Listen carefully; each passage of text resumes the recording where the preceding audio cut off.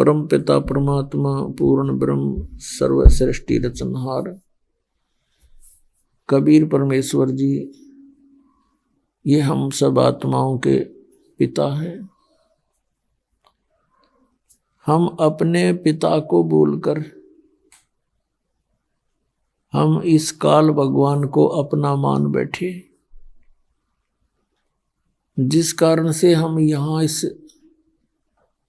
घटिया लोक में दुख पा रहे हैं। 21 ब्रह्मांड के अंदर कोई प्राणी सुखी नहीं है। आप प्रतिदिन देखते हो इन पशु और पक्षियों का क्या हाल है, कैसी ये जी रहे हैं। फिर आप मनुष्यों के विषय में देख लीजिए, कोई प्राणी सुखी नहीं। जितने भी ये पृथ्वी के ऊपर प्राणी हैं, सभी अपने पेट के लिए ही दिन रात व्यस्त रहते हैं और यही करते करते इनका अंत हो जाता है। परमात्मा हमें याद दिलाते हैं कि आप जी को ये मनुष्य जीवन जो मिला है, इसमें यदि आप परमात्मा को याद नहीं करते हो, सतभक्ति नहीं करते हो और यहाँ से छूटने के लिए कोशिश नहीं करते हो, तो आपका मनुष्य जीवन व्यर्थ है। जो कर्म पशु पक्षी करते हैं, अन्य प्राणी करते हैं, तो वही क्रियाएं वो मनुष्य शरीरधारी प्राणी करता है जो परमात्मा को याद नहीं करता। परमात्मा की भक्ति ना करके यदि हम अन्य देवताओं की भक्ति साधना भी करते हैं तो भी यूजलेस, व्यर्थ है, उसका कोई लाभ नहीं। इन सभी पहलुओं के ऊपर विचार ज्ञान सत्संग के अंदर बताया जाता है। और पुण्यात्माओं, परमात्मा ने यहां तक कहा है कि सत्संग की आधी घड़ी और तप के वर्ष 1000 तो भी बराबर है नहीं, कहें कबीर विचार। तो पुण्यात्माओं, प्रथम तो मनुष्य जीवन का ये सुअवसर प्राप्त होना, ये बहुत ही पुण्यकर्मी प्राणी को मनुष्य जीवन मिलता है। और मनुष्य जीवन प्राप्त करके कोई सत्संग मिल जाना, संत का मिलना, उसकी किस्मत का तो कोई अंदाजा लगाया नहीं जा सकता, कोई एस्टिमेट नहीं लगा सकते वो कितना पुण्यकर्मी प्राणी है। आप उन पुण्यात्माओं में से हो जिनके जन्म जन्म के पुण्य कर्मों का कोई अंत नहीं। कितने शुभ कर्मी प्राणी हो आप, जिनको ये बरवाला आश्रम का सत्संग मिल गया। इस दास से आपको ये वचन सुनने को मिले जो परमात्मा ने दिए हुए हैं, स्वयं परमेश्वर ने बोले हैं। उन्हीं विचारों को दास आपको as a tape recorder record करके आगे सुना रहा है। दास का केवल इतना ही काम है। ये ज्ञान अभी तक हमें मिला ही नहीं था और ये आपको मिल गया। आप जी सत्संग में सुन रहे हो। परमेश्वर कबीर देव जी ये सर्वशक्तिमान हैं, सर्वसृष्टि रचनहार हैं और ये हमारे पिता हैं। हम काल के साथ एक बालक की तरह वैसे लटक कर आगे इसके साथ अनजान पने में अपने पिता को भूल गए। तो यहाँ हम दुखी हुए, हम कितने कष्ट उठा रहे हैं। वो परमात्मा इतना दयालु है, फिर यहाँ आए, हमें ज्ञान देने लगे। लेकिन हम इस काल की भांग को पीकर यहाँ इसके झूठे इस सुख को प्राप्त करके हम अपने पिता के भी विरोधी बन गए। हमने अपना पिता भी पहचान में नहीं आता, हमने इतनी भांग पी रखी है इस काल की। तो पुण्यात्माओं, आपको परमात्मा ने आके बताया कि तुम मेरे बच्चे हो, आप यहाँ गलत स्थान पर रह रहे हो, तुम यहाँ सुख मांगते हो मेरे से, यहाँ का सुख तुम्हारा शत्रु है, ये नकली सुख तुम्हारा दुश्मन है, तुम्हारा जीवन नाश करता है। तुम्हें सुख चाहिए, सतलोक में चलो।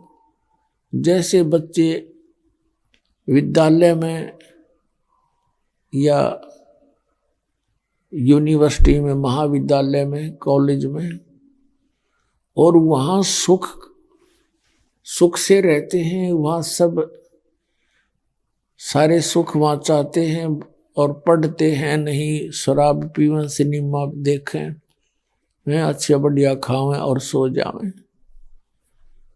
तो वो उनको वहाँ सुख नहीं लेना चाहिए था। वहाँ तो उन्होंने एक भरसक प्रयत्न करके, दृढ़ मेहनत करके, कठिन और सफल होना था, और वो सुख उनको फिर आगे मिलना था। कहीं सर्विस मिल जाती सरकारी, या कोई फैक्ट्री में, या कोई अन्य बिजनेस करते, तो वहाँ उनको सुख प्राप्त करना चाहिए था, ना कि कॉलेज और स्कूल विद्यालय में। और जो विद्यालय में ही अपना आनंद लेते हैं, पैसा बर्बाद करते हैं, सिनेमा देखते हैं,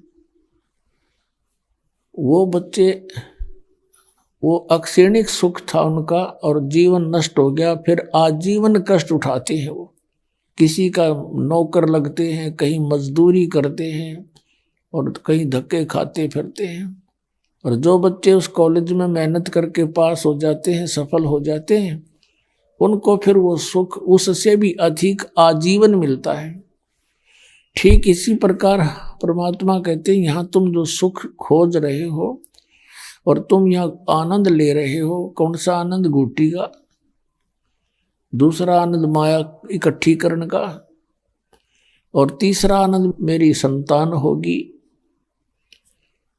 परमात्मा कहते हैं, काया तेरी है नहीं, ये माया कहाँ से हो? चरण कमल में ध्यान रखो, इन दोनों को खो। ये झूठा सुख है, तुम्हें मूर्ख बना रखा काल भगवान ने। तो उस परमेश्वर ने बताया है कि तुम्हें सतनाम से मोक्ष होगा। यहां से तुम पीछा छुटवाओ और एक सतनाम मैं तुम्हें दूंगा जो 2 अक्षर का है। उस सतनाम का जाप करके, रहनी रहकर, मर्यादा में रहते हुए आप भक्ति करो और आपका मोक्ष हो जाएगा। फिर वो सुख तुम्हें सतलोक में मिलेगा और वहां कोई कष्ट नहीं। शंखों लहर मेहर की उपजे, कहर नहीं जा कोई। दास गरीब अचल अविनाशी, सुख का सागर सोई। तो वहां जाने के लिए सतनाम की एक बहुत इम्पोर्टेंस है। इस नाम के जाप बिना सतलोक नहीं जा सकते। और इससे भी इम्पोर्टेंट है सार नाम। और इन तीनों ही मंत्रों का जाप ही करना होता है। ये कान बंद करके, आंखें बंद करके, ये जो कुछ भी धुन वगैरह सुनते, ये काल की धुन है, ये काल की भूल भुलैया है। इस काल भगवान ने प्रत्येक ब्रह्मांड के अंदर एक ब्रह्मलोक बना रखा है जिसको महास्वर्ग कहते हैं, और उसके अंदर बहुत बड़ी रचनाएं कर रखी हैं। वहाँ के रहने वालों को भी उस पूरे ब्रह्मलोक की जानकारी नहीं हो पाती। उसके अंदर इसने नकली सतलोक, नकली अलखलोक, नकली अगम और अकय लोक बनवा रखे हैं। और वहाँ पर इनके झूठी नकल सतलोक के वाली और वहाँ के ऊपर के लोगों की या नकल करके झूठे यहाँ पर भी उसी प्रकार के मिलते जुलते इसने ये धुन बना रखी है, बजा रखी है। इस शरीर के अंदर हम जो कुछ भी सुनते हैं ये सब काल की धुन है, और इन धुनों को सुनकर हम काल के जाल में ही रह जाते हैं। पुण्यात्माओं, जब से ये आत्मा भगवान से, परमात्मा से अलग हुई है, बिछुड़ी है, उसी दिन से इसको परमात्मा के अभाव का एहसास हो गया था। जो सुख इसको वह परमात्मा के चरणों में प्राप्त था, उसको यहां नहीं प्राप्त हुआ।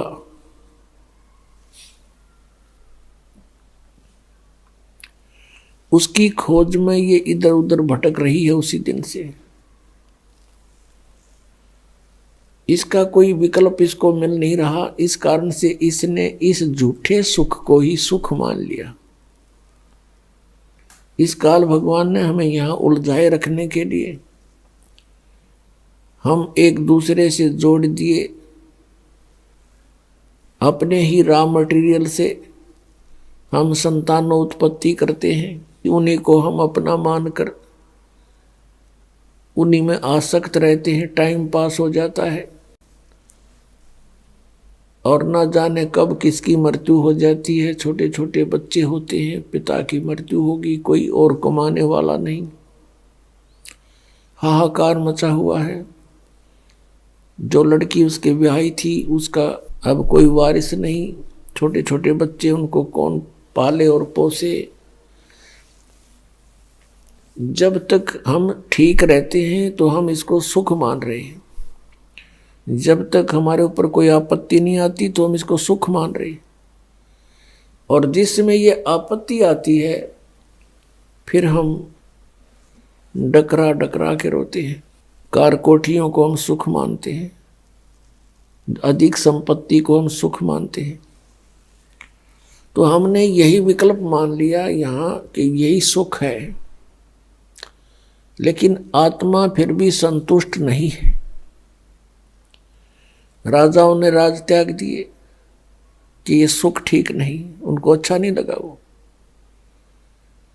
उन्होंने फिर परमात्मा वो सुख कहाँ ढूंढना चाहा? जंगल में, वन में, क्योंकि परमात्मा मिलने से ही सर्व सुख प्राणी को होता है। तो जब से ये आत्मा भगवान से, परमात्मा कबीर देव जी से, सत्य पुरुष जी से बिछुड़ी है, उसी दिन से उसकी खोज कर रही है। इस काल भगवान को डर लगा रहता है कि कहीं इन जीवों को परमात्मा का ज्ञान ना हो जाए। यदि इनको परमात्मा का ज्ञान हो गया, ये सभी यहाँ से भाग जाएंगे, यहाँ किसी की रुचि नहीं रहेगी। और इस काल भगवान को एक साप लगा हुआ है, 1,00,000 मानव शरीरधारी प्राणियों का नित आहार करने का, जिसके लिए इसने हम सबको यहाँ पाल रखा है, रोक रखा है, और बलपूर्वक हमसे सब क्रियाएं करा रहा है। परमेश्वर स्वयं आते हैं इस काल के द्वारा फैलाए गए अज्ञान को समाप्त करने के लिए। तब तक हम इतने अनजान बना दिए जाते हैं अज्ञानी ऋषि महर्षि संतों के द्वारा, गुरुओं के द्वारा, जो काल से प्रेरित काल के दूत बनकर आते हैं, कि हम परमात्मा को पहचान भी नहीं सकते, क्योंकि परमात्मा का विधान बदल दिया जाता है। परमात्मा पाने की विधि को सारा उल्टा करा दिया जाता है, जिस कारण से परमात्मा से मिलने वाले लाभ प्राणी को नहीं मिलते, और धीरे धीरे ये नास्तिकता की ओर अग्रसर हो जाता है। वो दयालु परमात्मा फिर दया बख्शते हैं, अपने सतलोक को त्याग कर यहाँ आते। अब ये जो समागम आज प्रारंभ हुआ है 7 दिवसीय, ये उस शुभ दिन के उपलक्ष्य में मनाया जा रहा है कि परमात्मा सत्य पुरुष, अकाल मूर्त, वो शब्द स्वरूपी राम, परम अक्षर ब्रह्म यानी कबीर देव जी अपने सतलोक से चलकर आए थे और गांव छुडानी, जिला झज्जर, हरियाणा प्रांत, भारत में। आदरणीय गरीबदास साहिब जी को जो 10 वर्ष के बच्चे थे उस समय, उनको उनके खेतों में, जंगल में मिले थे, जहां गरीबदास साहिब जी गौवें चरा रहे थे। उनके साथ और भी बहुत से गवाले थे, पाली थे,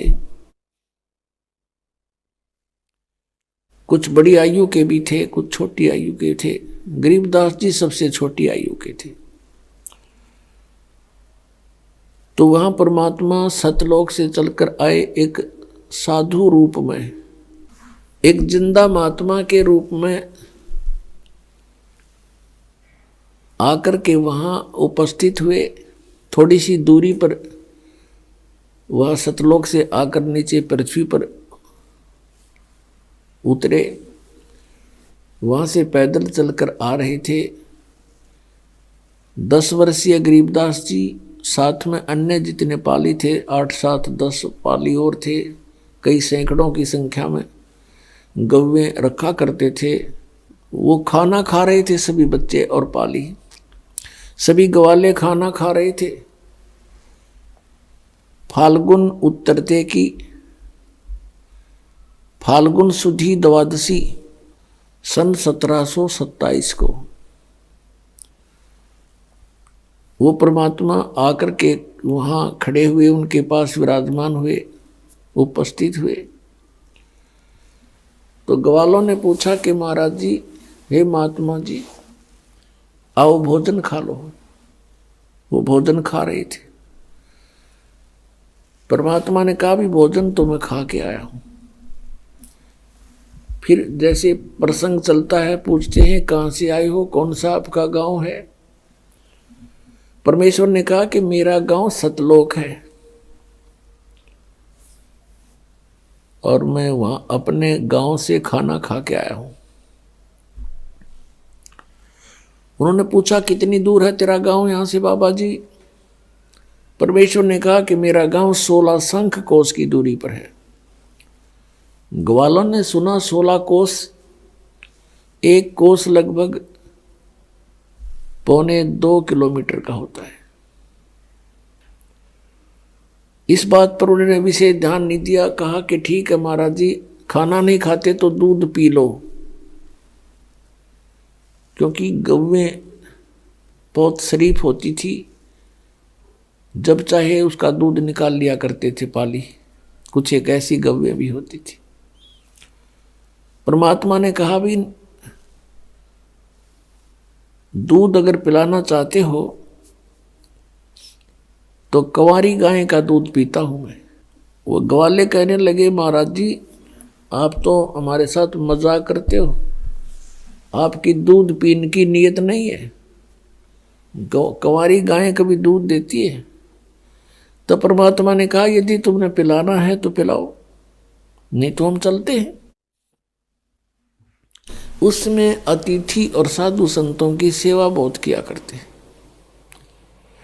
अगर साधु संत बगैर कुछ खाए पिए द्वार से चला जाता, अपमान मानते थे।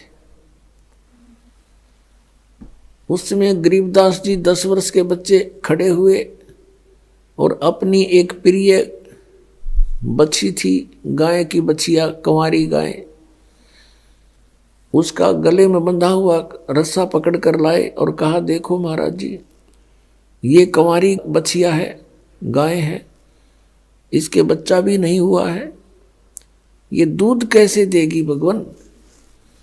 परमात्मा ने कहा कि तुम्हारे पास कोई ऐसा पात्र है 5-4 किलो का, 5-4 सेर का, जिसमें 5-4 सेर दूध आ जावे। उन्होंने कहा, जी है हमारे पास एक छोटा मटका है, छोटा घड़ा है। परमात्मा ने कहा, लाओ। कबीर परमेश्वर ने कहा, वो लाओ। वो धो मांझ कर साफ करके लाए और कहा, इसके नीचे रखो गाय के। गरीबदास जी ऐसे पकड़ के गाय के सतनों के नीचे बैठ गए। तब परमात्मा ने, कबीर परमेश्वर जी ने उस बच्चिया की कमर पर थपकी मारी, लंबे लंबे सतन हो गए और दूध की धार बह चली। वो पात्र भरते ही अपने आप बंद हो गई। गरीबदास जी 10 वर्षीय बालक ने परमेश्वर के सामने लाकर रखा कि ले भगवान, आपकी ही कृपा से दूध प्राप्त हुआ है, कंवारी बछिया के, कंवारी गाय के, पी लो। आधा परमेश्वर ने मुंह लगा कर पी लिया और शेष कहा अन्य जितने भी ग्वाले बैठे थे पाली, उन पालियों से कहा कि ले भाई तुम भी पी लो बच्चों, अमृत है ये हमारे गांव से आया है सतलोक से। अब वो जो बड़े पाली थे वो कहने लगे हम ना पीवें जादू जंत्र का। अन्नो बेराना तू कौन सी जात का, तने झूठा कर दिया। छुआछात बहुत ज्यादा थी पहले। गरीबदास साहिब जी ने कहा कि लो महाराज जी मुझे दे दो आपका बचा खुचा, और शेष बचा हुआ जितना पीना था उन्होंने पी लिया। सभी ग्वाले वहां से उठकर चले गए, दूर दूसरे वृक्षों के नीचे बैठ गए। जिस जंडी के पेड़ के नीचे सभी बैठकर खाना खा रहे थे, जहां परमात्मा ने ये लीला की, वो गाय भी वहीं उसी वृक्ष के नीचे थी।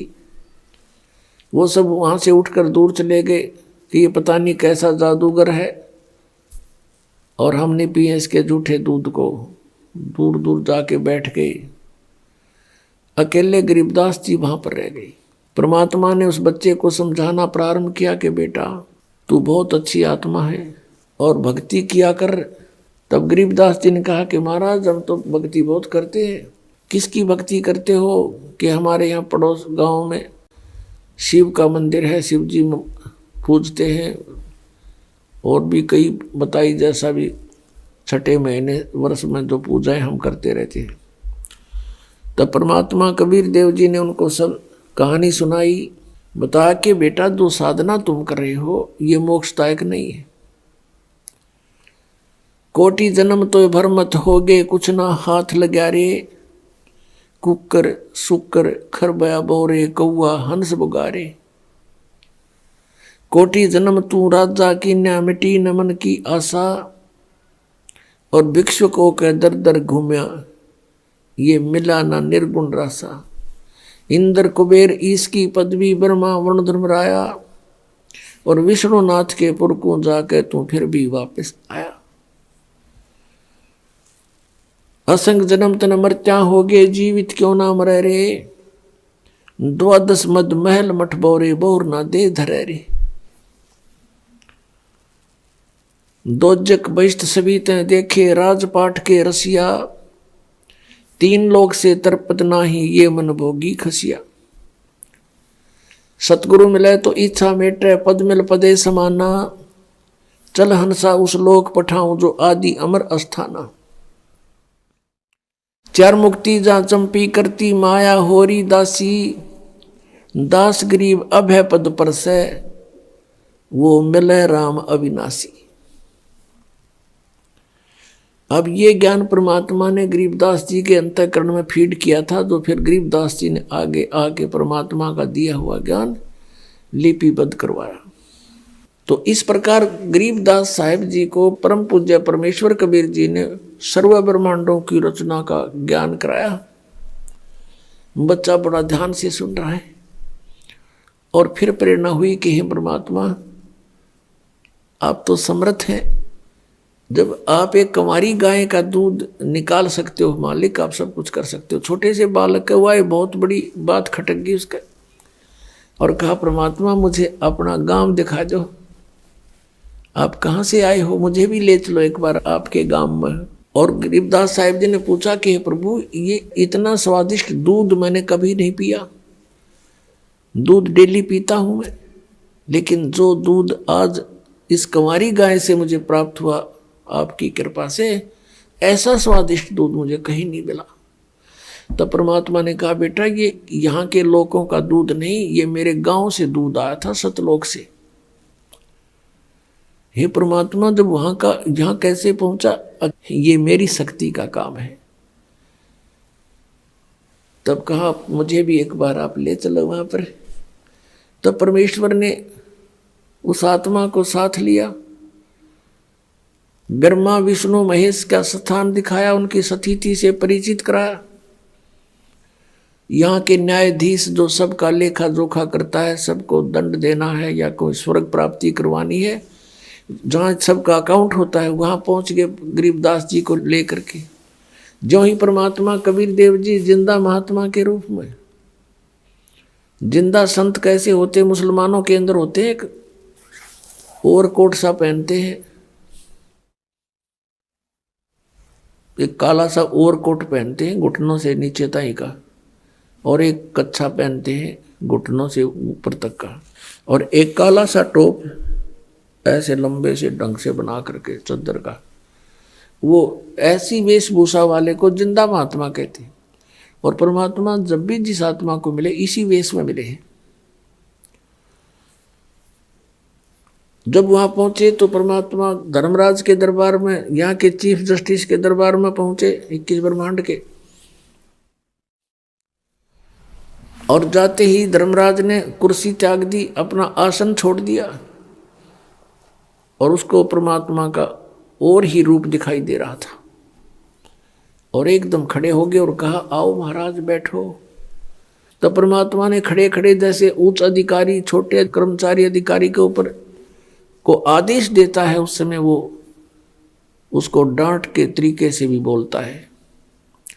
ऐसे परमात्मा उस धर्मराज को कह रहे हैं। गरीबदास साहब ने फिर बाद में बताया कि धर्मराय दरबार में देई कबीर तलाक, मेरे भूले चूके हंस को तू पकड़िए मत कजाक। कजाक जैसे डांट मारते हैं। तो इस प्रकार धर्मराज कर जोड़कर खड़ा हो गया। बोले पुरुष कबीर से धर्मराज कर जोड़, आपके जीव न पकड़ो ने मन 2 ही लाख करोड़।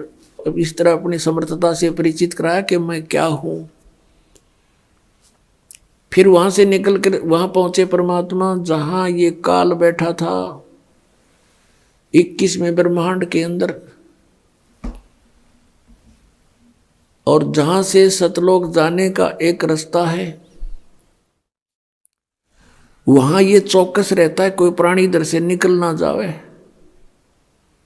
और जो ही परमात्मा वहां पहुंचे और परमेश्वर ने गरीबदास जी से कहा कि बेटा देखना, ये है वो काल भगवान, वो बैठा काल,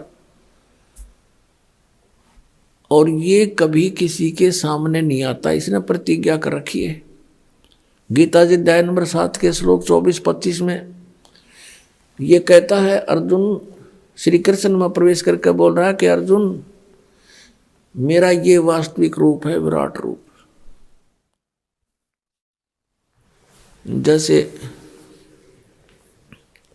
11वें अध्याय के 47, 48, 32 और 21 में अर्जुन भी उसको आंखों देख करके विवेचन करता है, बता रहा है, और वो खुद भी कहता मैं काल हूं और अब प्रगट हुआ हूं, और ये है असली रूप मेरा, जिसको देखकर अर्जुन जैसे योद्धा भी कांप रहे थे। तो ये 7वें अध्याय के 24-25 में कहता है कि अर्जुन मैं अपनी योग माया से छुपा रहता हूं, मैं कभी किसी के समक्ष नहीं होता अपने इस ओरिजिनल रूप में जो मेरा काल रूप है। तो वहां वो अपने काल रूप में बैठा था। परमात्मा को देखकर वो एकदम चौकस हुआ कि कौन आ गया इधर। तब परमेश्वर ने कहा, देखना बेटा, ये किसी को नहीं जाने देता इधर से, चाहे ब्रह्मा हो, चाहे विष्णु, चाहे शिव, यहां नहीं आ सकता, किसी की हिम्मत नहीं। और मैं ईब सतनाम का जाप करूंगा, एक सतनाम मंत्र है 2 अक्षर का, उसका जाप करूंगा, और देखना ये कैसे हो जाएगा। अब परमात्मा ने लीला करनी थी, 2 अक्षर का नाम वो सतनाम जाप किया, और एकदम नीचे को गर्दन कर ली, नहीं तो यूं ऐसे आंकड़ा बैठा था, कौन आ गया, एकदम नीची गर्दन होगी, यूं विवश हो गया उस मंत्र के जाप के सामने। और कबीर साहब ने उसके सिर पे पैर रखा और कहा, आजा बेटा, चल ऊपर को। अब क्या बताते हैं कबीर साहब, जैसे फणपति मंत्र सुन राखे फन सकोड़े। ऐसे बीरा मेरे सतनाम से यू काल लेवे मुंह मोड़े। ये सतनाम इतना प्रबल है 2 अक्षर का कि जैसे फनपति, फनपति माने सर्प, सांप, और ऐसे फन फैलाए खड़ा हो और गारडू एक मंत्र बोल देता है सुपेरा, उस मंत्र के बोलते ही वो अपने फन को नीचे कर लेता है, सकोड़ लेता है, यानी इकट्ठा कर लेता है, फैलाया नहीं रह सकता वो, उसमें कोई क्रियाकरण की हिम्मत नहीं रहती। परमात्मा बता रहे हैं कि ऐसे मेरे सतनाम के सामने यूं काल मुंह मोड़ लेता है, झुक जाता है। जैसे फनपति मंत्र सुन राखे फन सकोड़, ऐसे मेरे सतनाम तयू काल लवे मुंह मोड़े। अब ऊपर जाकर के जब क्या देखा, सतलोक में प्रवेश किया 12वें द्वार में। अभी तक हमने 10वां द्वार सुना था, क्योंकि इनकम्प्लीट नॉलेज, इनकम्प्लीट बिल्कुल उलट बेकार व्यर्थ का ज्ञान सुना हुआ था। ये केवल एक ब्रह्मांड तक की है ये 10वां द्वार,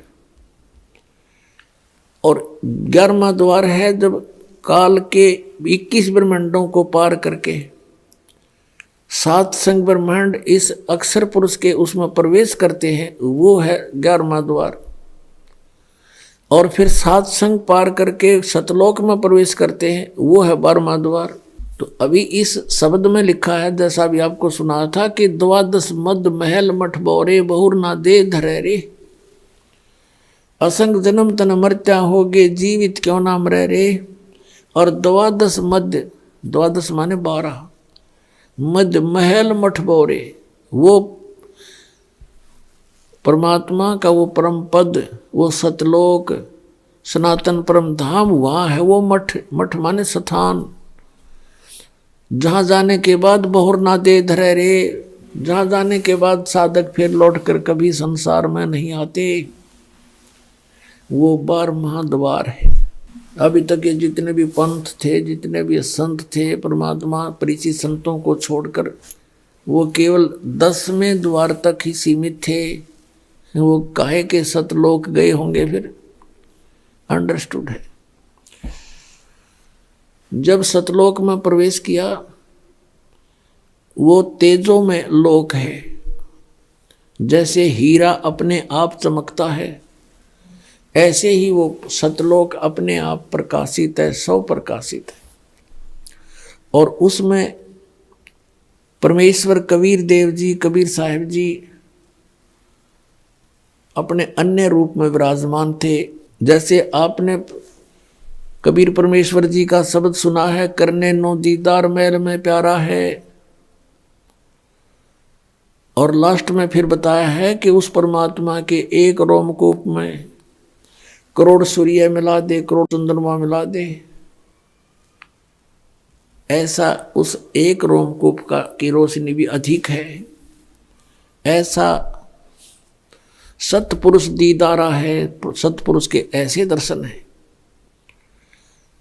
तो वहां जब परमात्मा तख्त पर विराजमान थे, सिंहासन पर विराजमान थे, नीचे से जिंदा वाले महात्मा के रूप में भी वो परमात्मा गए नीचे से, अपने ही दूसरे रूप पर जो सिंहासन पर विराजमान है, करोड़ सूर्य करोड़ चंद्रमा मिला दे एक रोमकूप की इससे भी अधिक रोशनी वाले तेजों में शरीर में, मनुष्य सदृश शरीर में विराजमान है। उन पे चवर करने लगे, जिंदा वाले रूप में नीचे से गए थे जो। अब गरीबदास जी ने सोचा कि ये है भगवान, ओहो कितना सुंदर है, कैसा चेहरा है, कैसा नूर है इसका। और यहाँ ये जो महात्मा नीचे से आया है, ये कोई यहाँ का नौकर लगता है। गरीबदास जी इतनी सोच ही रहे थे, उसी समय तेजों में शरीर खड़ा हुआ, जिंदा वाले शरीर में नीचे से गए थे साधु रूप में, वो विराजमान हुए उसी सिंहासन पर, असंग ब्रह्मांड के कंट्रोलर के सिंहासन पर। और वो जो तेजों में शरीर जो भगवान दिखाई दे था, परमात्मा नजर आवा था, वो लगा चंवर कर जिंदा के ऊपर नौकर की तरह। अब गरीबदास जी सोच रहे हैं भगवान कौन सा इनमें, ये महात्मा भी खूब है भाई, इसके ऊपर परमात्मा चमर कर रहा है, इसकी सेवा कर रहा है। इतने में क्या हुआ कि वो तेजो में शरीर जिंदा वाले शरीर में समा गया।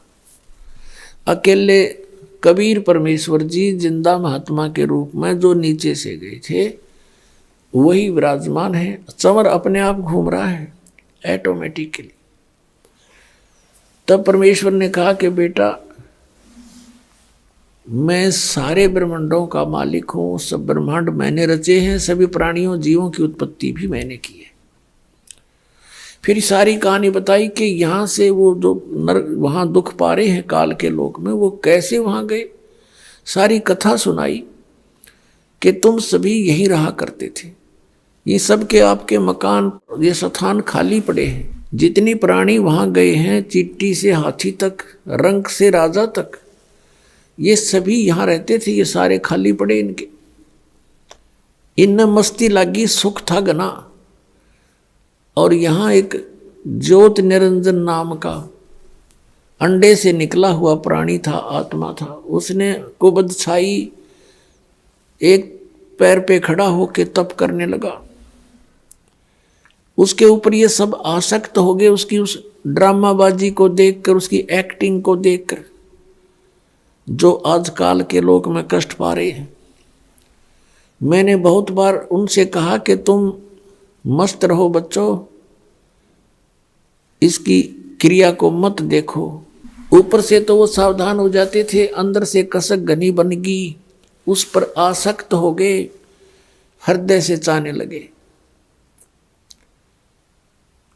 जब उसने कहा कि मुझे जीव दे दो, तो मैंने उनसे पूछा था क्या तुम जाना चाहते हो, सभी ने स्वीकृति दे दी थी, इसलिए उसके साथ भेजने पड़ गए मुझे। और देखो बेटा यहाँ कितना सुख है और वहाँ क्या हो रहा है। कभी फ्लड आ जाता है, कभी अकाल गिर जाता है, किसी की रोग से मृत्यु, कभी महामारी फैल जाती है, कहीं जल उपलब्ध नहीं है तो कहीं फ्लड ही फ्लड है। ऐसे स्थान पर चले गए, इस सर्व सुखदायी प्लेस को छोड़कर, स्थान को छोड़कर। अब गरीबदास जी बालक थे, आंखों में आंसू आ गए और कहने लगे भगवान हम तो घने नालायक हैं, हम तो महान पापी आत्मा हैं। हमने देखो एक कैसे भरी थाली का ठोकर मारी, यहाँ सब कुछ उपलब्ध है, हरे भरे बाग हैं, सर्व यानी सदाबहार फल फ्रूट हैं, सदाबहार बेल हैं, सब तरह के यहाँ पर दूधों की नदी बह रही है। और हम वहाँ उस कंगाल लोक में चले गए और कहा भगवान मुझे यहीं रख लो दाता, वहाँ मत भेजो। तब परमात्मा ने कहा बेटा ऐसे नहीं, आपको जाना पड़ेगा और मैं आपको ऐसा मंत्र दूंगा सतनाम 2 अक्षर का, उस सतनाम के जाप को करना और मेरी महिमा को सुनाना सबको। आपने ये देख लिया भगवान कौन है और भक्ति करके आप यहाँ आ सकते हो। आप जब यहाँ से गए तो बहुत पुण्य थे आपके, अब वहाँ पुण्य रहे नहीं, उसने लूट लिया तुम्हारे को। और फिर वो इतना ही समर्थ सक्षम होकर तुम यहाँ आ सकते हो भक्ति के बल से। और एक मंत्र में ऐसा दूंगा तुम्हें, वह भी बताना नहीं किसी को, लेकिन लिख देना सारी वाणी में। मैं तुझे एक वाणी दूंगा, एक ज्ञान भरूंगा तेरे अंतःकरण में, उसको फिर तू बोल बोल के सुनाना। गरीबदास जी से कहा बेटा आपको जाना पड़ेगा, आपके भाई बहन हैं, वो काल से भ्रमित है, उनको ये ज्ञान सुनाना अति अनिवार्य हो गया है।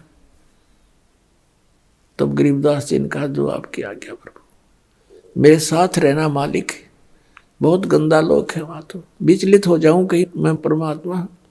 परमेश्वर ने कहा बेटा घबरा मत, मैं तेरे साथ रहूंगा। ज्यों बच्छा गऊ की नजर में, यूं साईं को संत, और भक्तों के पीछे फिरे वो भगत वत्सल भगवंत।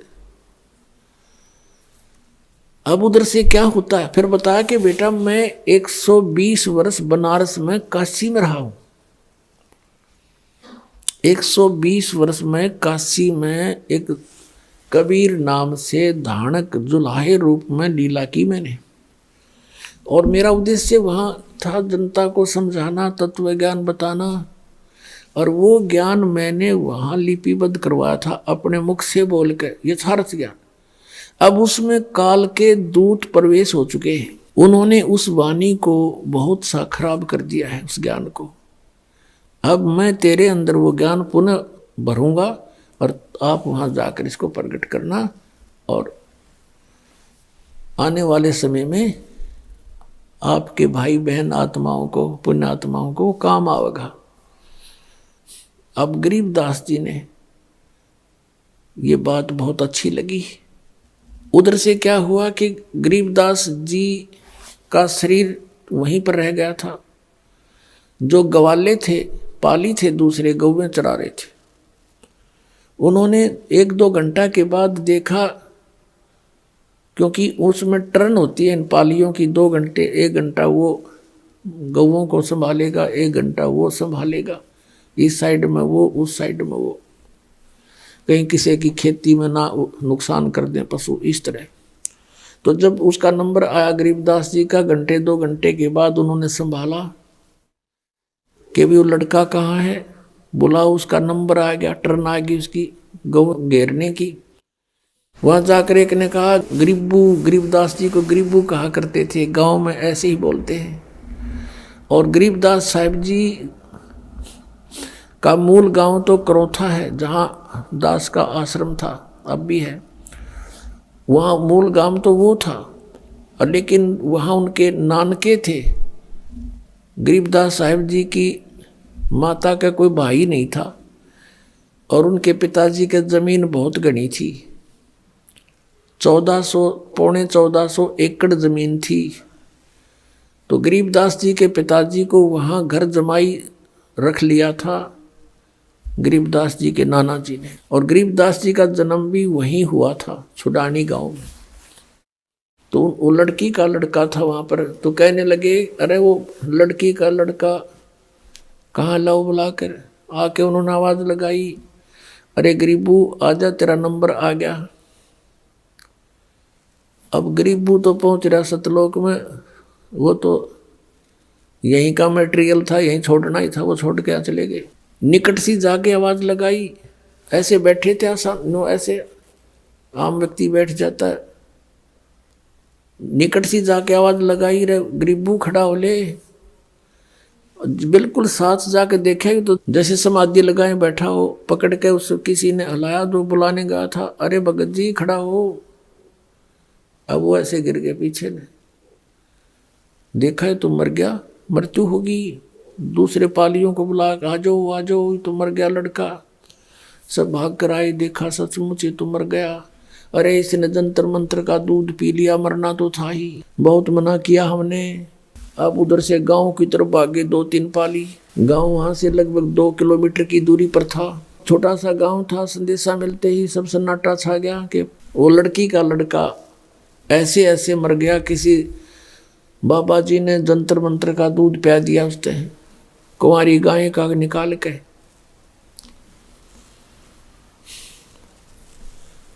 अब माता पिता को जब सुना, इकलौता पुत्र था, वहां के 12 वर्ष के बाद उत्पन्न हुआ था।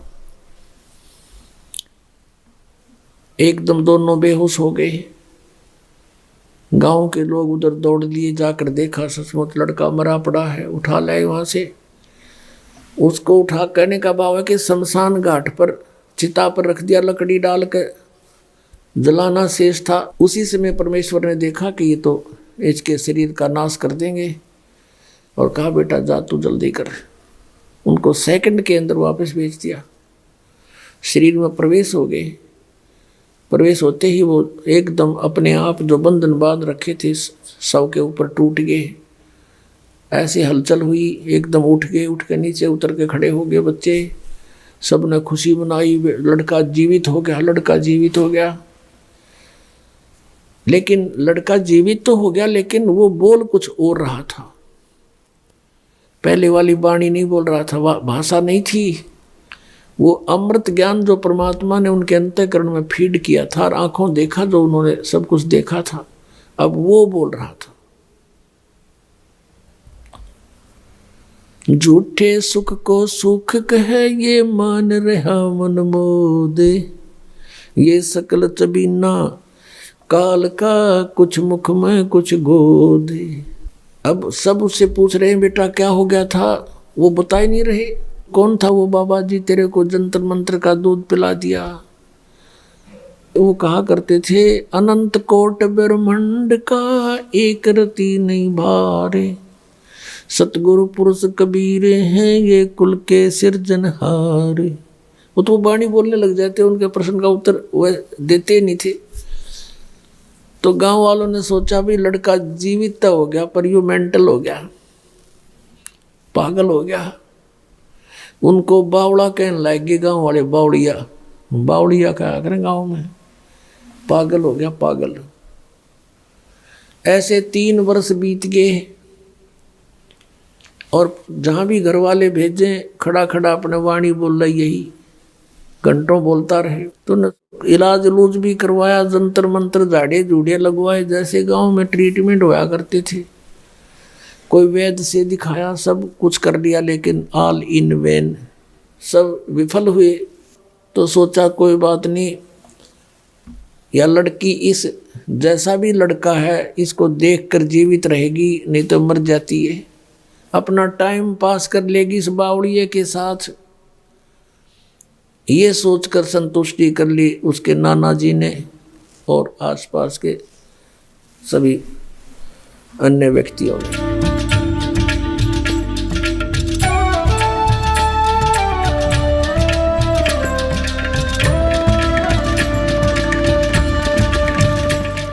अब क्या बताते हैं गरीबदास साहिब जी ने परमात्मा से प्राप्त ज्ञान को किस प्रकार बोला है। न्योल नाद सुभान गति, लड़े भुअंग हमेश, जड़ी जान जगदीश है विष नहीं व्याप शेष। गरीब हंस गवन करते नहीं, मान सरोवर छाड़े, कौवा उड़ उड़ जात है ये खाते मांसाहार। अंश दशा तो साध है, सरोवर है सत्संग, मुक्ता हलबाणी चुगे चढ़त नवेला रंग। दर्श परस नहीं अंतरा, रूमी वस्त्र बीच,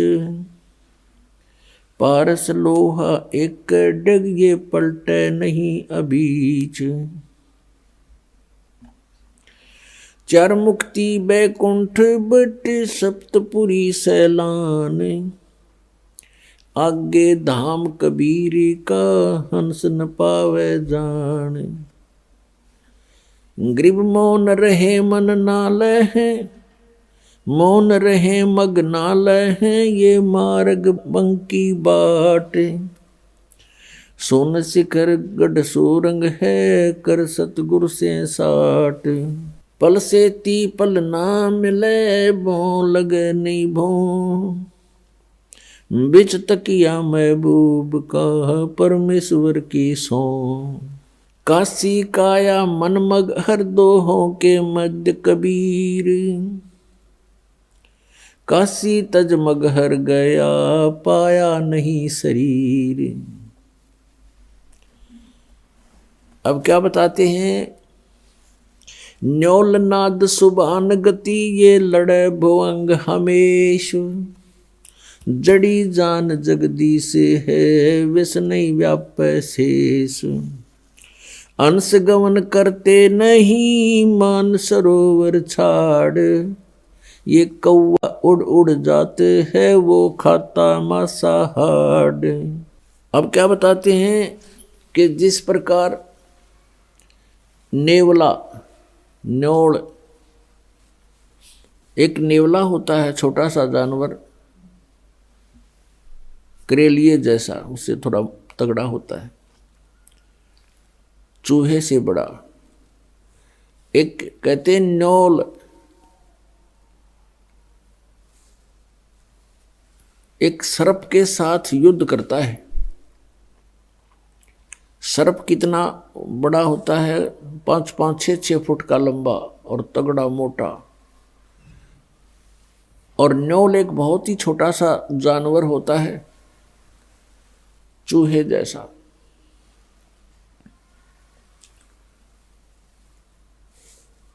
और वो सर्प के साथ लड़ता है। कैसे, किस आधार से लड़ता है कि एक वो क्या करता है, कहीं जहां पर एक जड़ी होती है, उस जड़ी की महक के सामने सर्प बेहोश हो जाता है। उसको चक्कर आने शुरू हो जाते हैं उस जड़ी के आसपास यदि सर्प चला जाता है। और इसका फायदा उठाता है नेवला। क्या करता है नेवला, जड़ी के पास जाता है, उसको अपनी श्वासों से सूंघ कर अंदर भर लेता है और सर्प के सामने आकर उसको श्वास छोड़ देता है। और सर्प लड़ने को तैयार होता है तो उसके मुंह के सामने श्वास छोड़ देता है, उसको चक्कर आने शुरू होते हैं और सर्प भाग जाता है। तो यहां बताते हैं कि यहां समझो कि ये काल तो सर्प है, अजगर, और जीव नेवला है। और जिस नेवले को यह जड़ी प्राप्त होगी सतनाम के श्वास के सिमरण की, उसके सामने फिर वो सर्प रूपी अजगर अर्थात काल भाग जाता है। जैसे फनपति मंत्र सुन, फनपति सर्प ने ऐसे फन फैला रखा हो, और कहते हैं सपेरा एक मंत्र बोल देता है तो सर्प ऐसे किए हुए फैलाए हुए फन को सकोड़ लेता है, इकट्ठा करके भाग लेता है, एक तरफ मुंह मोड़ लेता है। परमात्मा ने वो मंत्र सतनाम 2 अक्षर का इतना शक्तिशाली और यूजफुल बताया है। जैसे फनपति मंत्र सुन रखे फन सकोड़े, ऐसे बीरा मेरे नाम से सतनाम से काल लेवे मुंह मोड़े। यहां उसी का प्रमाण दे रहे हैं। न्योल नाद सुभान गति, लड़े भुजंग हमेश, जड़ी जान जगदीश है, वैस नहीं व्याप शेष। न्योल नाद सुभान गति और लड़े भुजंग हमेश। जिस प्रकार एक छोटा सा नेवला एक 8-9 इंच का लंबाई का जानवर और 6-7-8 फुट लंबे तगड़े सर्प को काबू कर लेता है, विजय पा लेता है, उसके पास एक जड़ी होती है। उस जड़ी को, उस औषधि को सूंघ कर आता है, पौधा होता है एक, उसको सूंघ कर आता है और सर्प के मुंह के सामने श्वास छोड़ देता है। सर्प विवश हो जाता है, चक्कर आने शुरू हो जाते हैं, वो चल पड़ता है, पराजित हो जाता है। फिर नेवला उसको मार डालता है। यहां वही बताते हैं कि जो सही सतनाम पूर्ण संत से प्राप्त करके जाप करता है तो वो सतनाम परमात्मा के द्वारा दी हुई जड़ी है, वो इस काल रूपी सर्प को ऐसे विवश कर देगी, आप पर कोई असर नहीं कर सकता, पराजित हो जाएगी। हंस गवन करते नहीं, मान सरोवर छाड़े, कौवा उड़ उड़ जाते है, ये खाते मांसाहार। एक हंस पक्षी होता है, एक कौवा होता है, एक बुगला होता है, बुगला। हंस और बुगले में कोई अंतर नहीं होता, एक जैसी उनकी बॉडी होती है।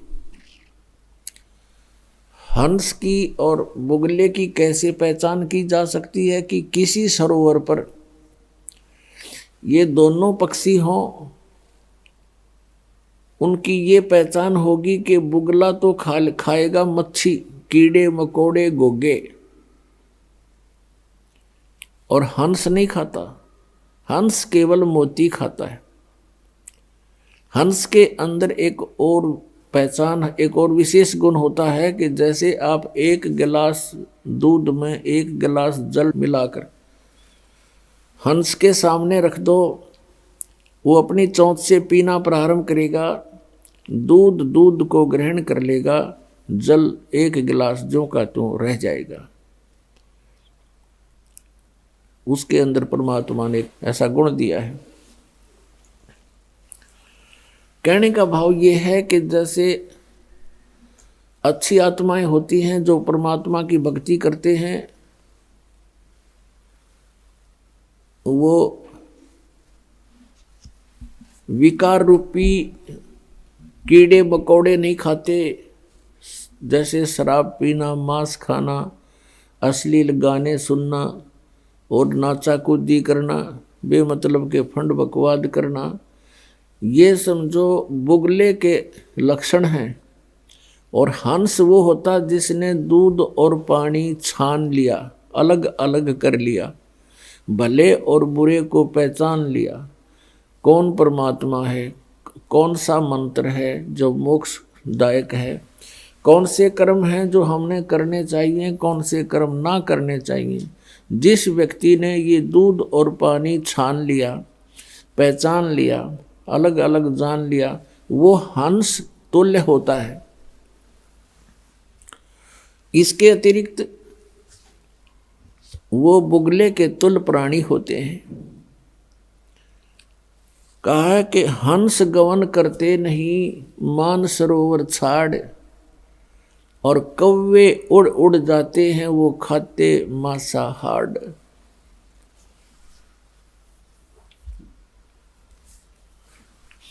और यही दशा बुगलों के बारे में बताई है कि जो अच्छी आत्माएं होती हैं वो सत्संग रूपी सरोवर को छोड़कर नहीं जाते, जहां राम नाम के मोती उपलब्ध होते। और जो कव्वे जैसे व्यक्ति हैं, बुगले जैसे व्यक्ति हैं, वो उस सरोवर पर नहीं टिक सकते जहाँ पर मच्छी कीड़े मकोड़े घोंघे खाने को नहीं मिलते। वो मोती आहार नहीं कर सकते, कर्महीन होते हैं। ये सत्संग रूपी सरोवर में हंस ही रह सकते हैं, क्योंकि यहाँ केवल मोती बखेरे जाते हैं, यहाँ पर बकवाद नहीं होती, या ना कोई अश्लील गाने होते हैं, ना यहाँ कोई ऐसा आहार खाद्य पदार्थ होता है, ना कोई चटपटी बकवाद होती है। सिंपल आहार होता है, स्वच्छ आहार होता है, और साथ में उच्च विचार होते हैं। तो उनको हंस ही ग्रहण कर सकते हैं, कौवे नहीं रुक सकते। उनकी आदत बकवाद करने की, मांस खाने की, यानी शराब पीने की है, सिनेमा देखने की है, और माया जोड़न के उनकी एक विशेष प्रवृत्ति होती है।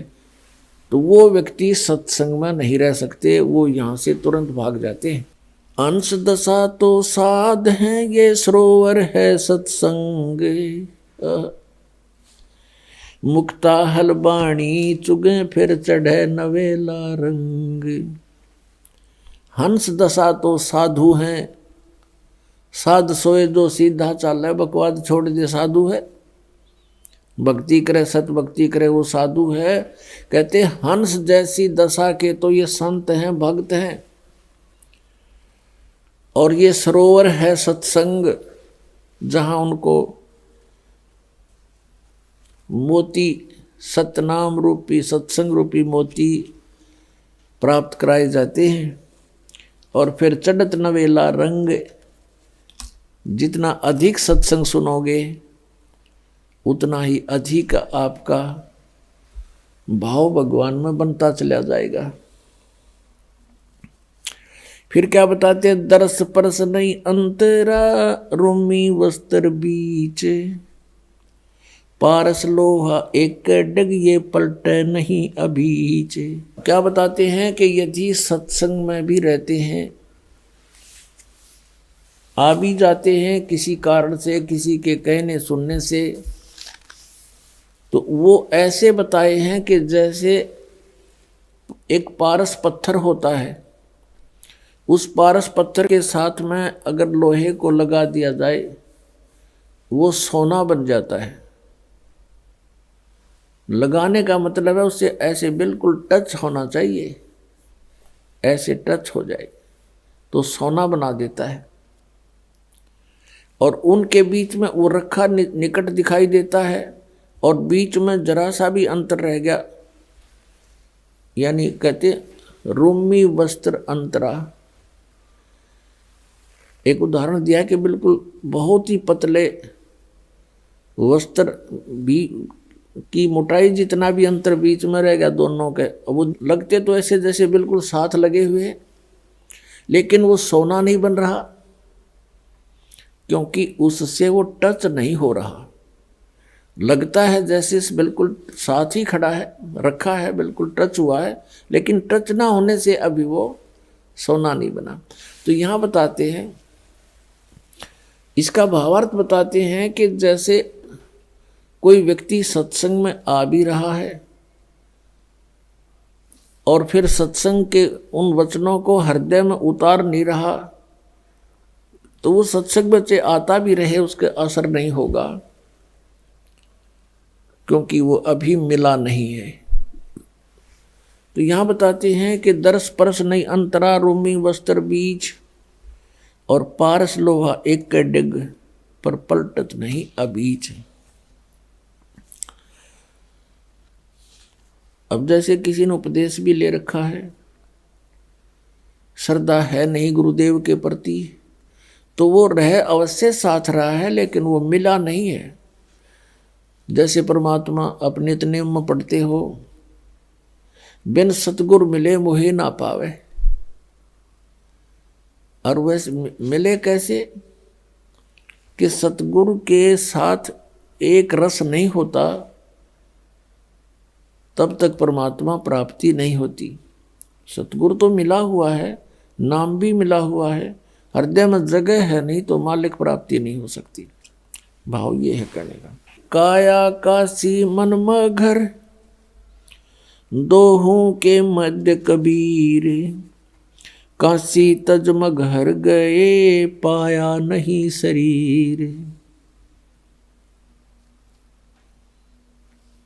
श्वेत वर्ण शुभ रंग है नगरी अकल अमान, तन मन की तो गम नहीं निज मन का स्थान। निज मन ऊपर परम पद राग रूप धर्म धीर, दूजे को तो गम नहीं तावा मैल कबीर।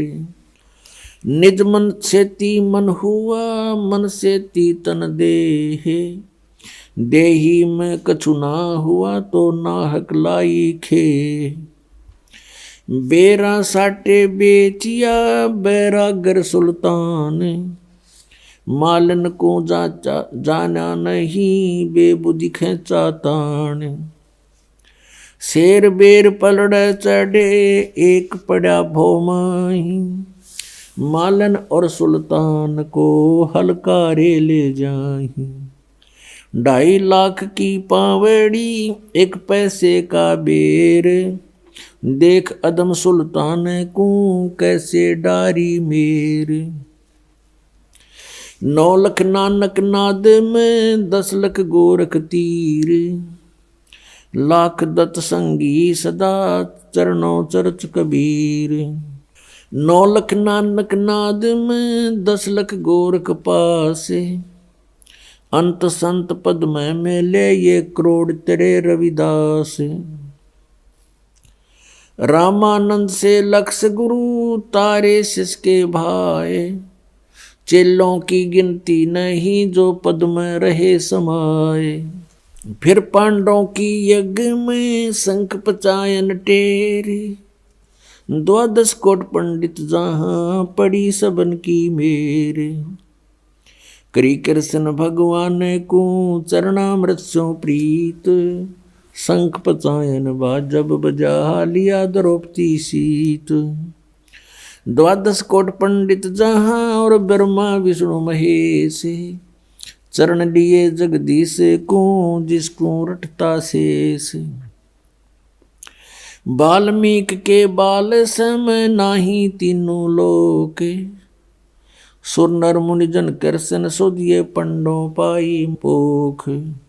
100 करोड़ बानी कही पहले चोले चाव, दूजे चोले कृष्ण को लिए साध के पाव। कथा रामायण रस भरी आगम अगम अगाध, वाल्मीकि के चरण को सभी चर्चा साध। गरुड़ बोध बेदी रचिए राम कृष्ण हैरान, लंका पर धावा किया जद का कहूँ बयान।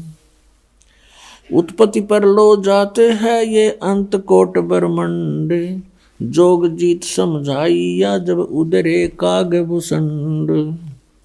वशिष्ठ विश्वामित्र से ये आवे जावे अनेक, कागभूषण की पलक में जो चावे सो देख।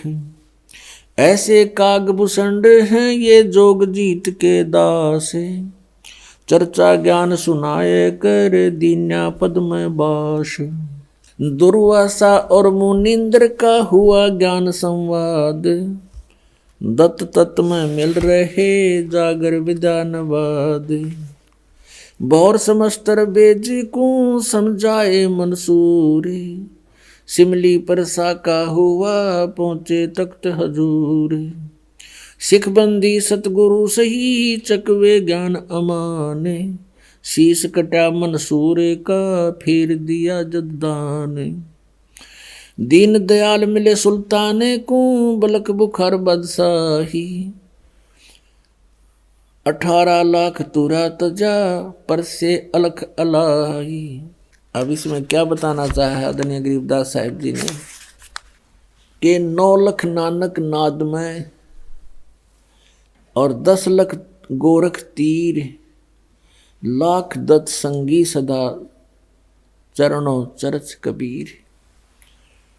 नानक साहब जी जैसी पुण्यात्माओं कहते हैं लाखों की संख्या में पार कर दी, और 10 लाख गोरख तीर, गोरख जैसे सिद्ध पुरुष जो यहाँ एक छोटी सी सिद्धि प्राप्त करके प्रभुता को प्राप्त था, कहते इसे 10 लाख परमात्मा के को ने पार किए जो ऐसी ही भूल में भटक रहे थे। लाख दत्त संगी सदा चरणों चरच कबीर। दत्तात्रेय जैसे भी लाखों पुण्यात्माओं को परमात्मा कबीर जी ने पार किया सत भक्ति देकर। फिर बताया कि रामानंद से लक्ष गुरु, तारे सिसके भाई, और चेलों की गिनती नहीं जो पद में रहे समाये। रामानंद जी जैसे लक्ष गुरु यानी लाखों गुरु उतार दिए,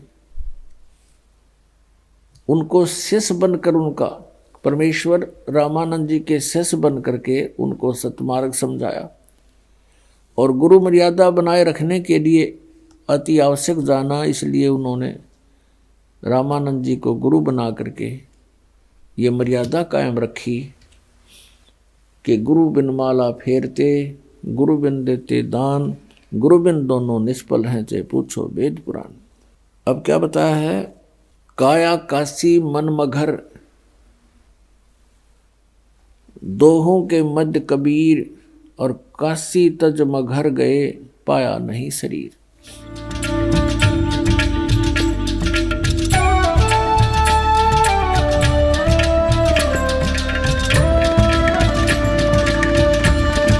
कबीर इस संसार ने समझाऊं के बार, ये पूछ पकड़ रे भेड़ की रुतरा चाव पार।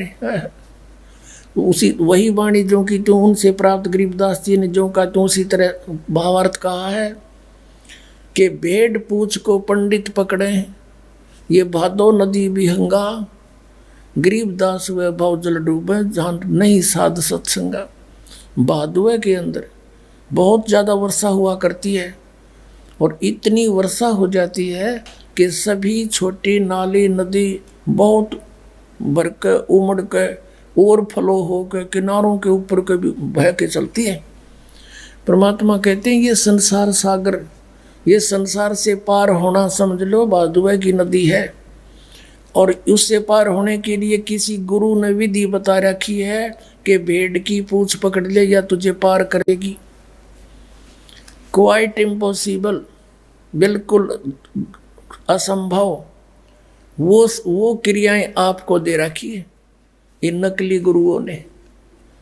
जैसे राधा स्वामी, धन धन सतगुरु, सच्चा सौदा, सिरसा वाले, जय गुरुदेव वाले, ये सारे पांचों नाम काल के दें और बात करें सचखंड जान की। भेड़ की पूंछ पकड़ के और दरिया पार होना चाहते हैं, उसकी विधि है दरिया पार होने की। एक नौका हो, बढ़िया मल्ला हो, और फिर बहरों से बचाता हुआ परले किनारे जा छोड़े। वो तत्वदर्शी संत हो, सतनाम रूपी नौका हो, तो बहुजल से पार होने में कोई दिक्कत नहीं। और सच्चा गुरु साथ उसका मल्ला हो, खेवटिया हो। सूरत नृत से जीना वो कैसे नजर आवे, पट्टन घाट परम पद पैड़ी उतरेंगे परवीना। पट्टन घाट परम पद पैड़ी उतरेंगे परवीना। शब्द मोहोदित गर्जत है रे दिल दरिया दुर्बीना। पाक मोहब्बत ला पुरुष से साफ करो तन सीना। कुंभ रेचक राम रसायन उल्टी पवन चढ़ीना। अर्थ धर्म और काम मोक्ष हो कारज सकल सरीना। जन्म जौहरी के घर पाया परख लाल दुर्बीना। तीन लोक का राज दिया तो सुरपति कहा कमीना। गर्व गुमान दूर कर बोरे ये तो बात भली ना। आदीनी की राह पकड़ ले होए रहो सबसे हीना। बड़े बड़ों तो मूल गंवाया छोटे बड़े करीना। काम देनु काया के माही अमृत दू कर पीना। तन के जोगी और मन के भोगी इंद्री नहीं कसीना। सुरत नृत दरबार हंसनी मैलो नहीं दसीना। जय सिर जाए सिर नहीं दीजे यो पद अजर जरीना। सतगुर सार वस्तु बतलावे और पारस लो घसीना। दर्द बंद दरवेश समझे मूर्ख कहाँ कलीना। जिनको का दीदार जिनको तो दीदार कहाँ जो आत्म बिरह जरीना। रोम रोम द्वारा देही जैसे अंग पसीना। ऐसे ररंकार रट बोरे ओ हम सुमरीना। मान सरोवर के जल रहावो ये छाड़ो मकर महीना। गरीब दास ब्रह्मा विष्णु खवासी करें गरीब दास के दीना। अब कितना क्लियर कर दिया परमात्मा ने कि ये तो मंत्र सतनाम भाई, इसके भक्ति बिना कति सरीना सरय नहीं, इसका सुमरीना। और कहते हैं उस सतपुरुष के घर पर ये ब्रह्मा विष्णु करें चाकरी नौकर गरीबदास कह दीना। हमने कह दी साची बात। गगन मंडल में गुमट है रंग होरी हो। जहाँ श्वेत ध्वजा फर्राही राम रंग होरी हो। आदरणीय गरीबदास साहिब जी बताते हैं हम कौन सी होली खेलते हैं भाई। गगन मंडल में गुमट है रंग होरी हो। जहाँ श्वेत ध्वजा फर्रावे राम रंग होरी हो। सतलोक में अरसकुर पर श्वेत गुमट है जहाँ सतगुरु का डेरा।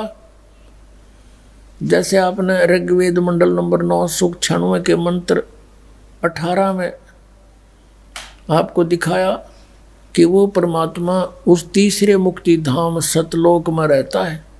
और वहाँ एक बहुत सुंदर सफ़ेद गुम्मट के अंदर गुम्बज उसमें रहता है, बहुत बड़े गुम्बज में। उसका यही आप गरीबदास जी कह रहे हैं गुम्मट। गगन मंडल में गुम्मट है रंग होरी हो।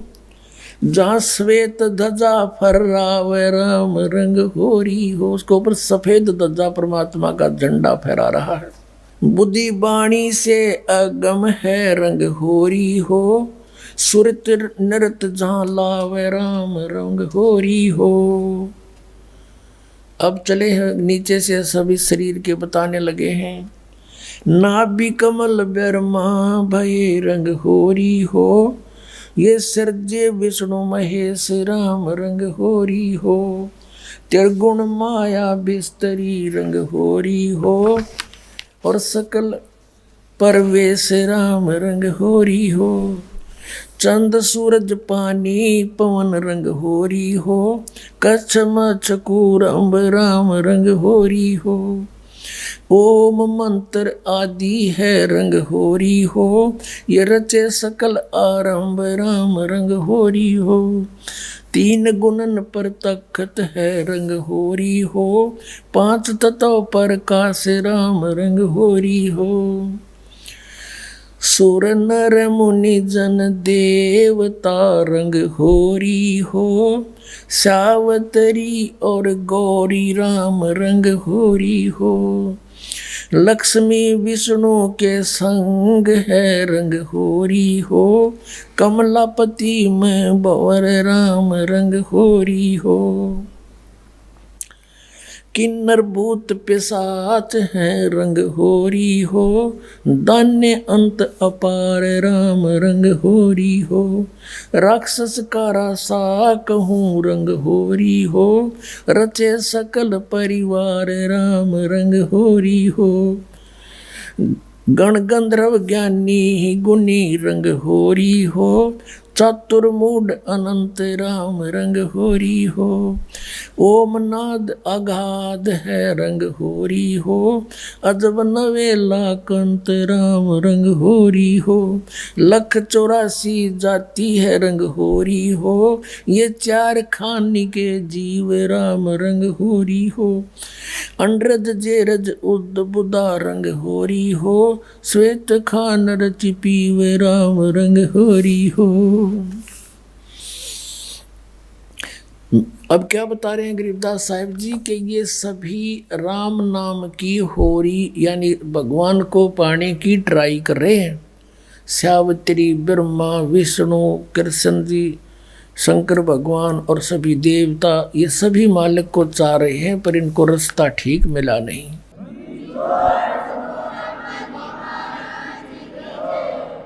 आत्म और परमात्मा रंग होरी हो, एक देही में दो राम रंग होरी हो। सतगुरु मेला करते है रंग होरी हो, चलो अगमपुर धाम राम रंग होरी हो। दिल की अंदर द्वीप है रंग होरी हो, वो अगम भूमि स्थान राम रंग होरी हो।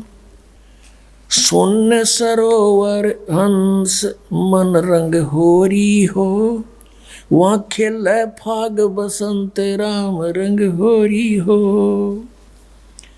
कहते हैं शून्य सरोवर में, यानी ऊपर शून्य शिखर में एक सरोवर है, मान सरोवर है, और वहाँ सभी आत्माओं का पति वो एक दुल्हा यानी सतपुरुष वहाँ परमात्मा है, उसके साथ हम सब होली खेलेंगे, या नकली दुल्हों के साथ हम होली खेलते हैं। बहुत जन बीत गए। क्या बताते हैं? सोन सरोवर अंश मन रंग होरी हो, वहाँ खेले फाग बसंत राम रंग होरी हो। विष्णु शंकर से खेल ही रंग होरी हो, ये सुर नर मुनि जन संत राम रंग होरी हो।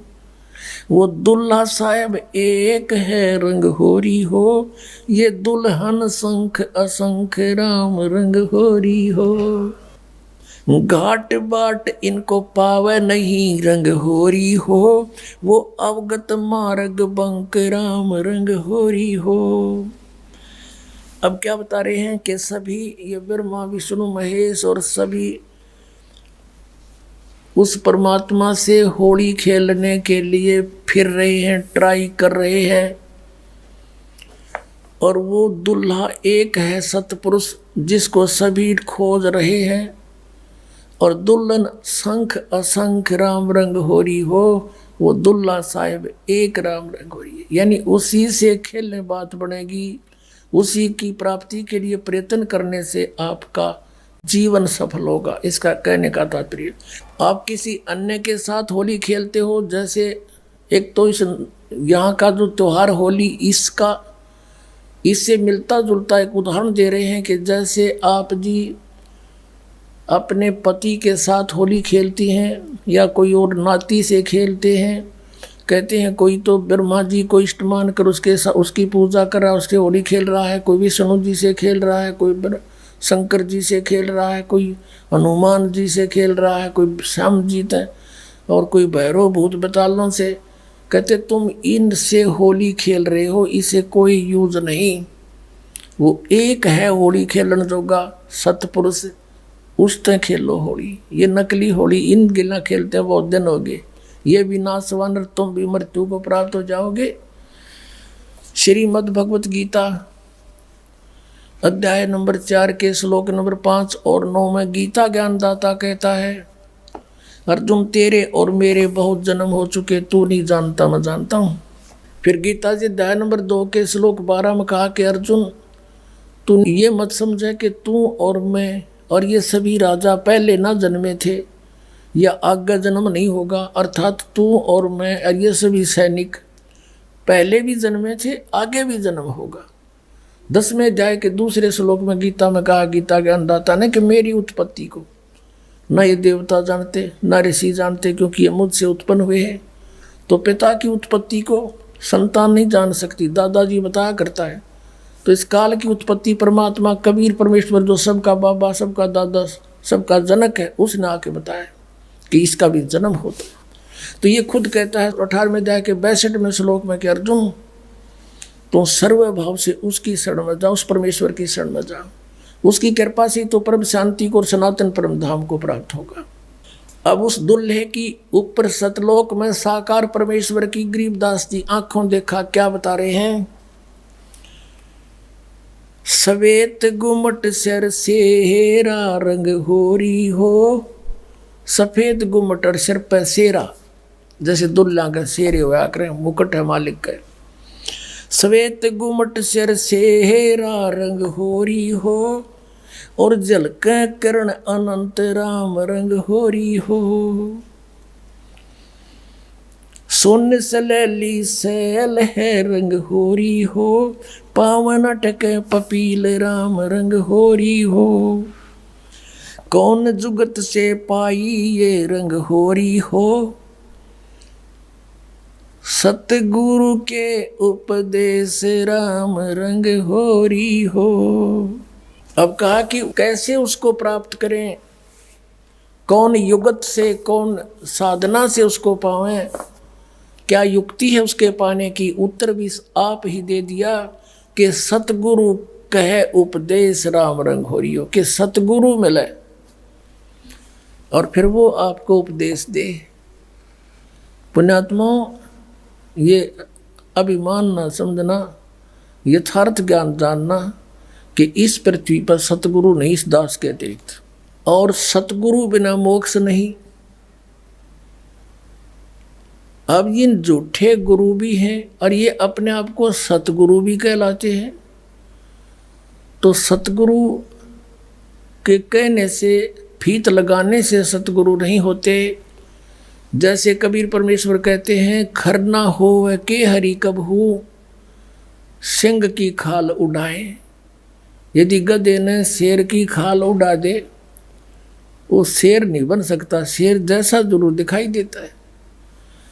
एक कुमार शरारती सा था, उसने किता एक शेर मरा पा गया, उसकी खाल तार ली, अपने गधे पर डाल दे और खेतों में छोड़ दे। खेतों में रखवाले रहते थे फसल के।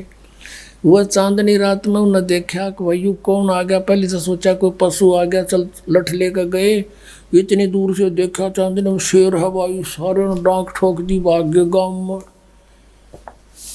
अब वो छक्के खा के खेती अपने सामने सुबह सुबह वक्त से कुमार फिर आके ले जाए उसने।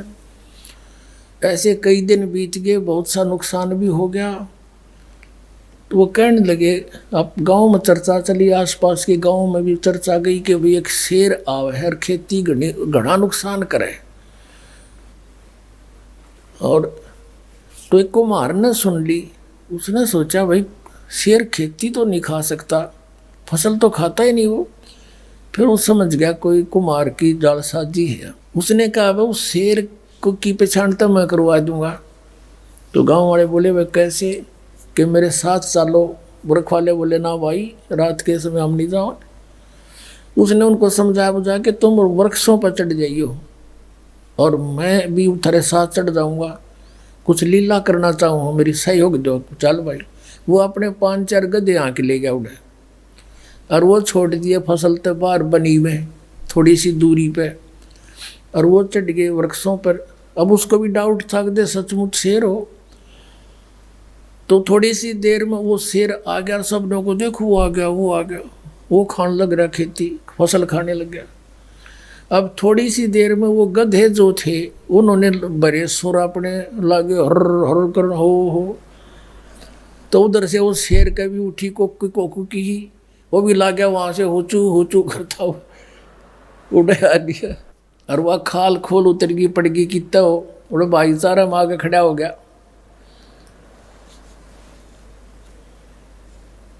तब वो उनकी मच्छी बदी कुमार ने तो पहचान दिया कति सागी गद आए है।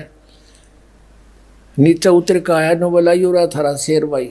फिर वो जिस कुमार का गधा था उसको फिर पंचायत ने दंड लगाया, बेतने या के सोची नालायक, कितना नुकसान कर दिया, तू ले लेता थोड़ा बहुत तोड़ा इसकी खातर, भूस ले लेता हमारे से चारा।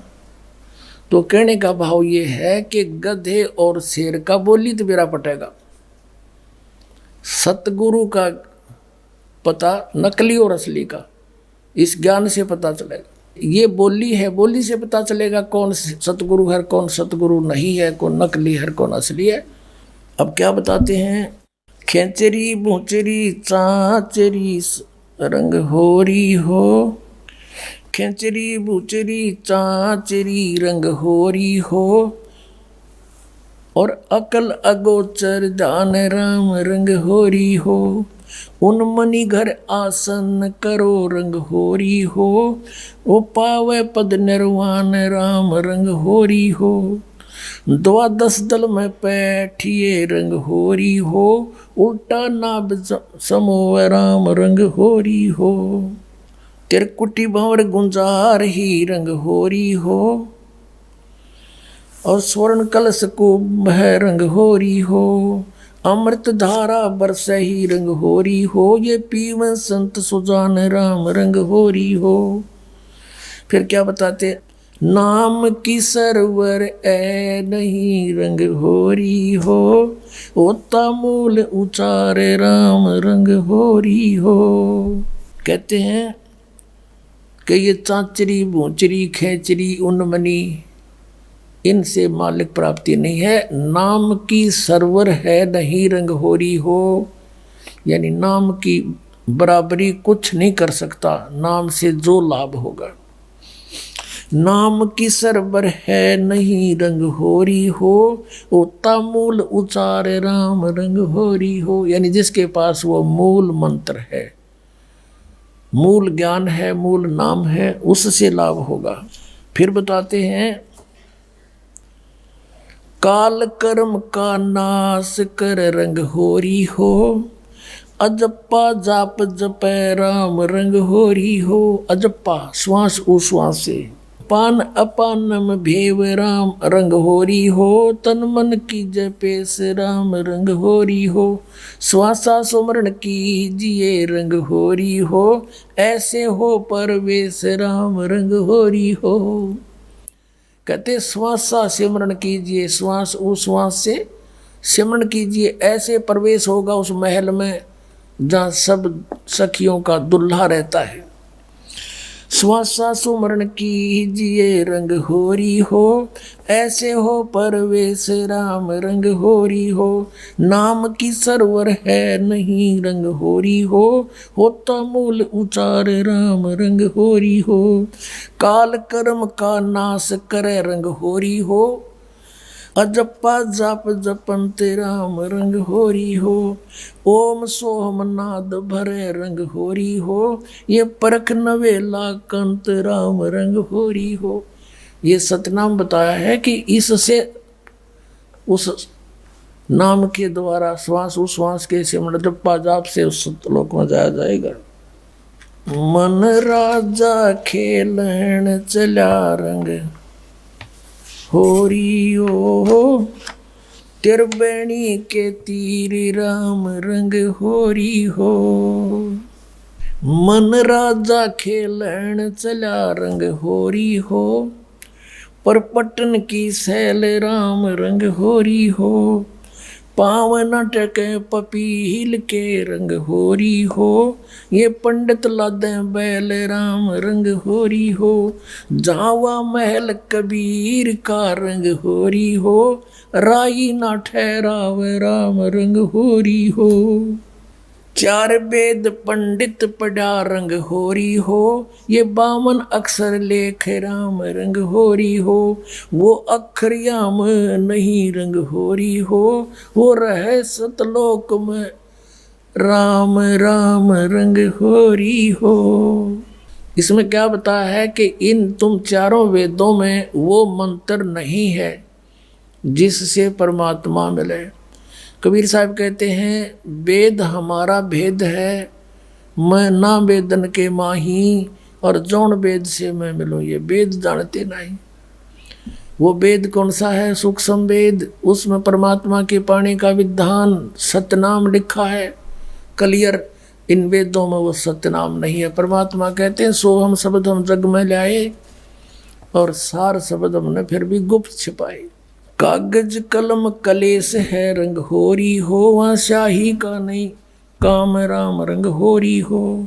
तारंग मंत्र लीजिए रंग होरी हो, तारंग मंत्र पार करने वाला मंत्र ले ले। कौन सा?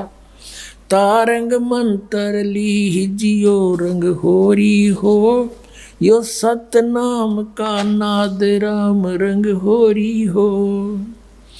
वो सुकृत नाम उचार है रंग होरी हो, वो लीला अगम अगाध राम रंग होरी हो। सोहम ऊपर और है रंग होरी हो, सत सुकृत एक नाम राम रंग होरी हो। कहते हैं सोहम से ऊपर भी एक और नाम है जिससे मोक्ष होगा।